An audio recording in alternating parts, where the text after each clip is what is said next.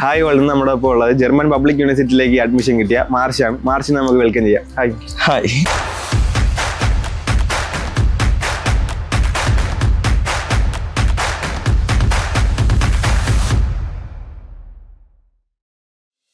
Plus two കഴിഞ്ഞപ്പോഴുള്ള dream തന്നെയായിരുന്നു higher studies abroad പഠിക്കണം എന്നുള്ളത്.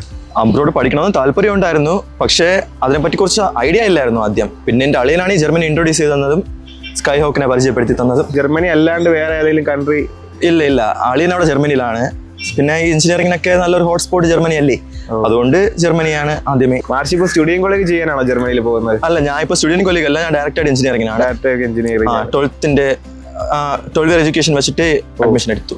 സാധാരണ ജർമ്മനിയിൽ ബാച്ചിലേഴ്സ് ചെയ്യാനായിട്ട് 13 ഇയർ എഡ്യൂക്കേഷൻ വേണം. ഇല്ലാന്നുണ്ടെങ്കിൽ ജർമ്മനിയിൽ ചെന്നിട്ട് സ്റ്റുഡിയം കോളേജ് എന്നുള്ളൊരു പ്രോഗ്രാം ചെയ്ത് കഴിഞ്ഞാലാണ് ബാച്ചിലേഴ്സ് നിങ്ങൾക്ക് പഠിക്കാൻ പറ്റുക. ചില പബ്ലിക് യൂണിവേഴ്സിറ്റീസിൽ 12 ഇയർ എഡ്യൂക്കേഷൻ മതി, അങ്ങനെയും പോകാൻ പറ്റും. അങ്ങനെ ഒരു യൂണിവേഴ്സിറ്റീസിലാണ് മാർച്ചിന് കിട്ടിയിട്ടുള്ളത്. എങ്ങനെയാണ് സ്കൈ ഹോക്കിൽ പരിചയപ്പെടുന്നത്? എൻ്റെ അളിയാണെങ്കിൽ ഇപ്പോൾ സ്കൈ ഹോക്കിനെ പരിചയപ്പെടുത്തി തന്നത് അർജുൻ സാറിന്റെ ഫ്രണ്ടാണ് എൻ്റെ അളിയൻ. സോ അങ്ങനെയാണ്.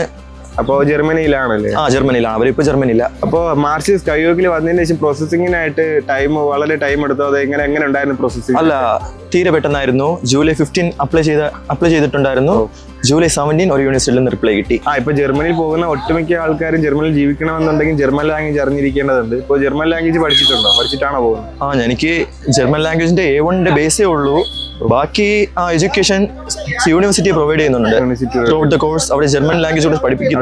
കഴിഞ്ഞിട്ട് മാർച്ച് ജർമ്മൻ ലാംഗ്വേജ് എവിടെ നിന്നാണ് പഠിച്ചത്? ജർമ്മൻ ലാംഗ്വേജ് ഞാൻ സ്കൈ ഹോക്കിൽ തന്നെയാണ് പഠിച്ചത്.